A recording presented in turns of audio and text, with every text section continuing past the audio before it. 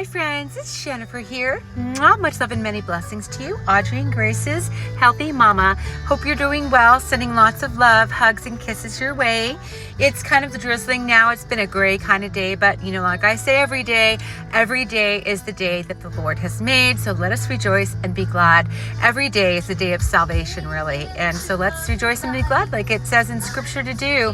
But I'm super excited. I'm making a follow-up video to my video that I made yesterday. I took it down because it doesn't apply anymore, so there's no sense in having it up. I have new news about my optimal health journey. I'm super excited. Just quickly, as many of you know, if you follow me on social media, you know that I have bipolar disorder. I'm not ashamed to say that anymore. For a while, it's not that I was ashamed when I was first diagnosed in May of this month of 25 years ago, May of 2000. But I had a therapist at the time who said, Jennifer, do not tell anybody that you have bipolar. That was a long time ago. So that was before a really mental health awareness, and before, you know, people like Selena Gomez, who's a billionaire, by the way, and has bipolar just like me, and she's very successful and very vocal and very candid about the fact that she has bipolar. She has a foundation and she donates money from her Rare Beauty company, and she talks about it, did a documentary. There's Demi Lovato, there's Mariah Carey, so many successful people, and that's what we need. We need celebrities, because when it's unfortunately just a person like me that has bipolar, I'm looked at differently than somebody like that has a platform. I will have a platform soon. God has let me know.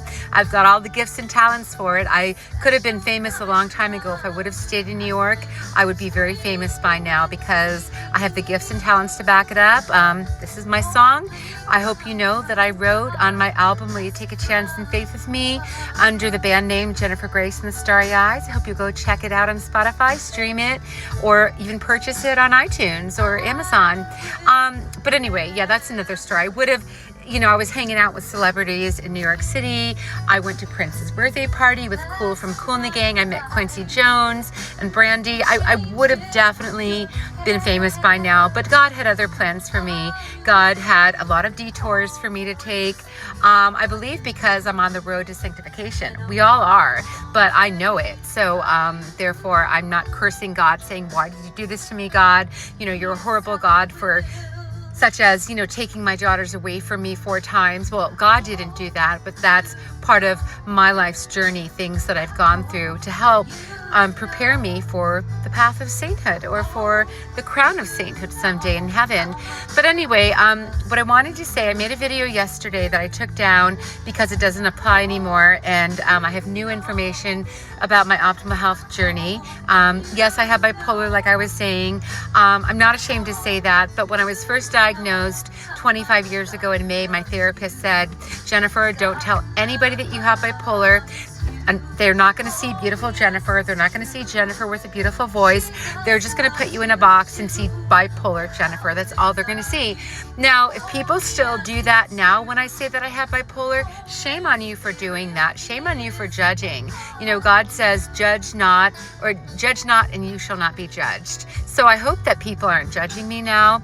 But like I said, I mean, there's so much...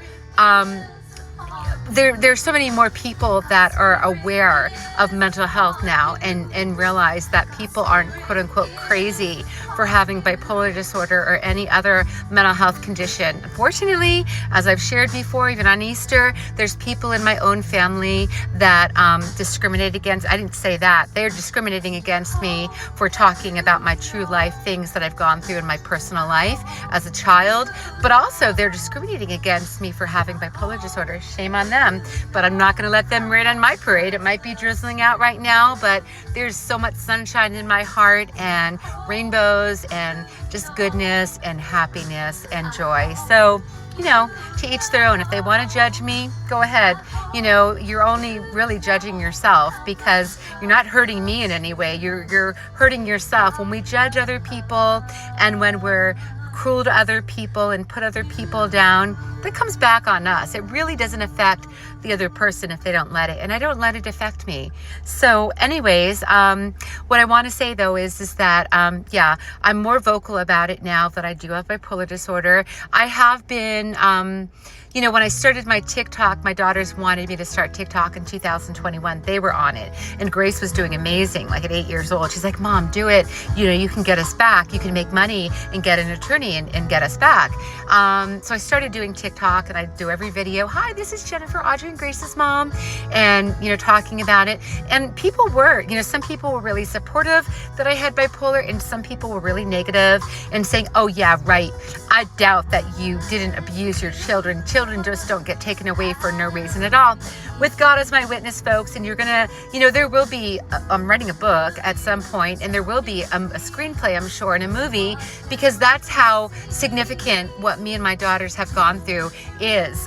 We all have things that we go through in our lives. We all have a story, but we've gone through so much pain and suffering and just so much stuff that the world needs to know what we've gone through, because through it all, we've stayed one with God and close to God and one with each other. We haven't given up on our faith, hope, and love. We've only grown that much closer to each other and that much closer to God and that much more faithful in our journey of faith with Jesus and with God. So that deserves to be talked about. That deserves a movie, I think, to inspire people to say, hey, even if you are going through a hard time, even if you are going through loss, I mean, next to losing a child through death, there's no greater loss that a person or a mother could go through, such as I've gone through, than losing your children unjustly and illegally, having them ripped from your loving arms 3 times, 4 times, was one time on paper for a week. But literally, the trauma that we've been through, the hurt, the pain, the sorrow, not just for me, but for my daughters. I mean, they love their mama. They call me Queen of Moms and best mom in the world. And that was even when we were separated. I've never abused them. I've never neglected them. I've never abandoned them. And that's what DCFS in Los Angeles says, that if a parent does those things, they get their children taken away. So go figure. I haven't done any of those things. I've never even spanked my children with God as my witness. And I don't yell and scream at my children with God as my witness. And with God as my witness, I don't do alcohol and I don't do drugs. So there was no reason to take them away.